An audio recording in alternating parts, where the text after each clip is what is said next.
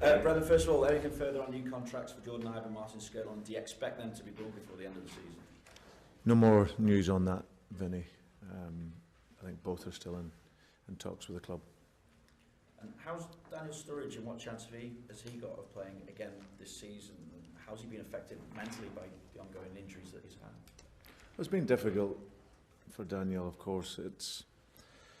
Daniel's a good lad who obviously wants to play and he wants to be working and helping the team, but it's just been one of those seasons for him where it's been very unfortunate and he just missed out. So we're just going to have to monitor that day by day and see where he's at. But as I said, when he's been fit, he's been brilliant for the team. So it's just the key now to see if we can get him back fit and consistently playing. So, but we'll see if that's going to be this season or the pre-season. Are you almost tempted then to leave him out for the rest of the season so he can be right for the start of next? No, it's not tempted. It's just he's not available. So, but we'll do it what's in the best interest of him.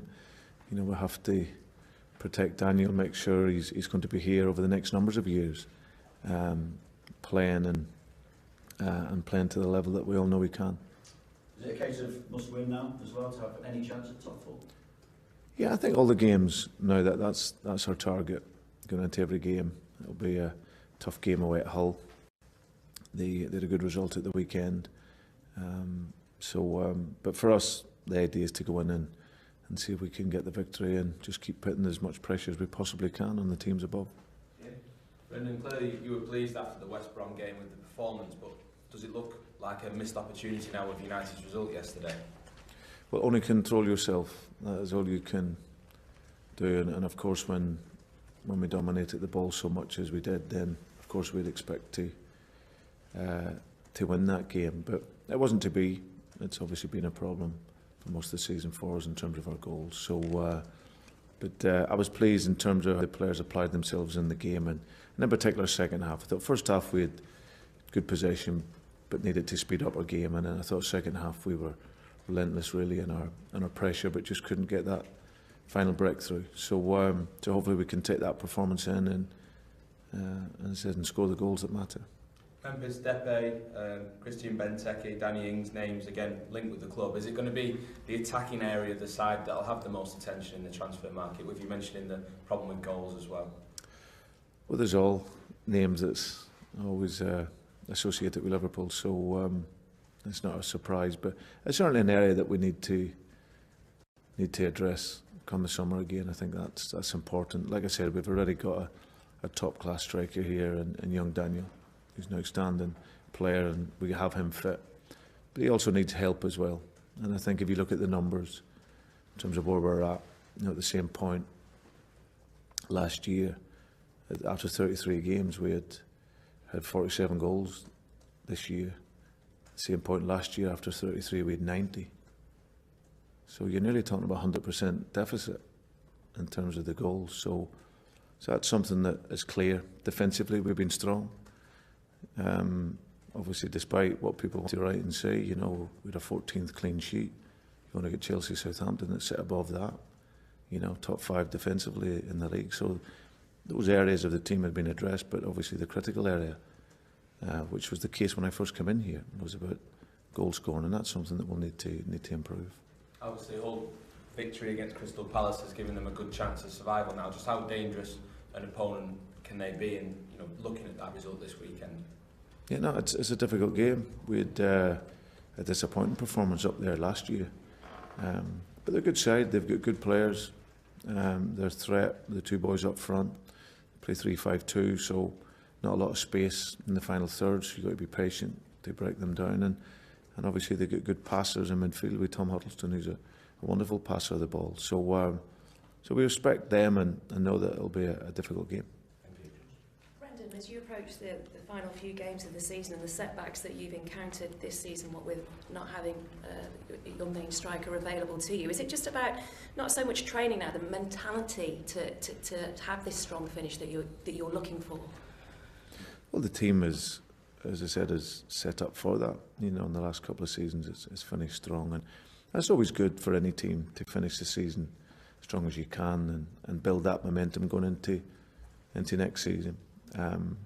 we want to fight right to the very end against Stoke. That's our obligation here, to work and work well, and that is something that we'll be striving to do. And when you talk about Daniel not knowing whether he's going to come back this season or possibly pre-season well, and the new signings that you made this season, do you look for next season to hope that there's more consistency, a better consistency to the performances? I think the opportunity for us for that will be greater next season. There was a whole raft of issues that we've had to deal with this year, and I think in terms of what, if we look back on it, in terms of how the players have done to overcome all of that and to work how we have, I think it's a great credit to them, but obviously we want to keep pushing and push forward, and that'll be, as I said, that'll be the hunger for an ambition from not just next season but from now, to keep working well, and as I said, renew the motivation come the summer, and look for a big season next year. Brendan, if you do the maths, this looks difficult for Liverpool to qualify for the Champions League, but it is still doable. United's form has tailed off last couple of games, City the same. Can you afford now to go hell for leather in the final 5 games of the campaign? Because, if you look where you were last season, Liverpool were odds-on favourites, long odds-on to win the title, and you didn't. So it is very doable. Can you make the players really aware of that?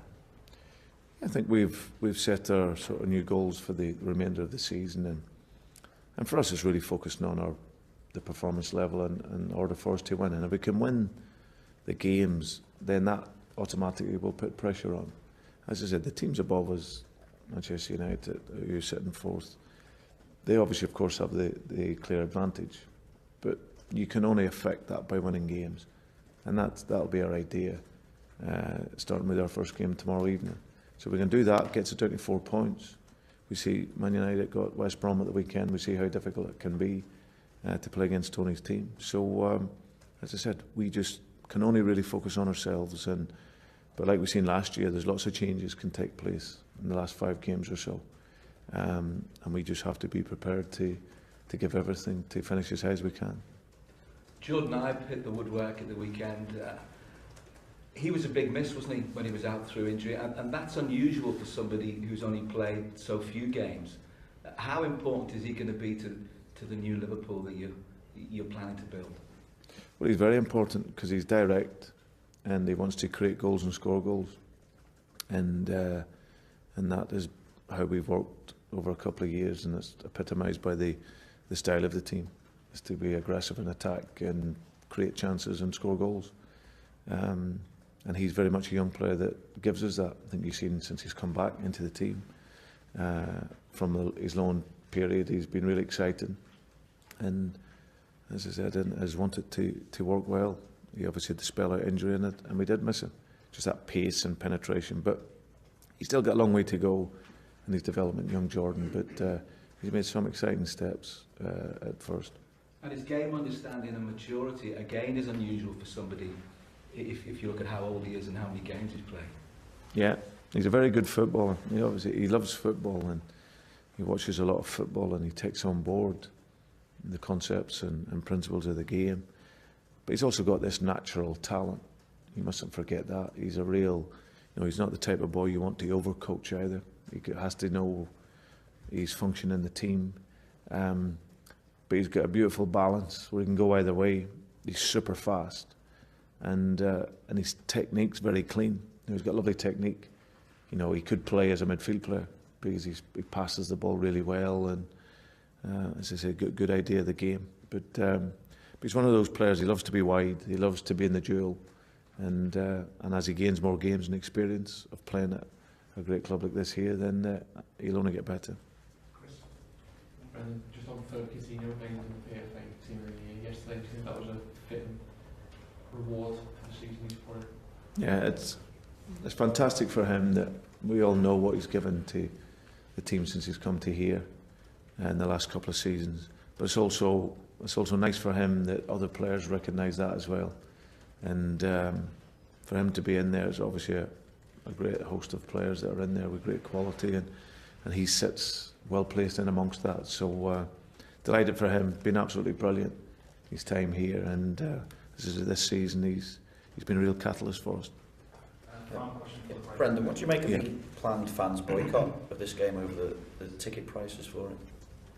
Yeah, I was saying that. I was made aware of the issue on it, Vinny, but and listen, like everything in modern football, I respect supporters' right to protest, but of course I don't know so much about it. But as I said, supporters nowadays, if they work very hard, they earn the money to get to football games.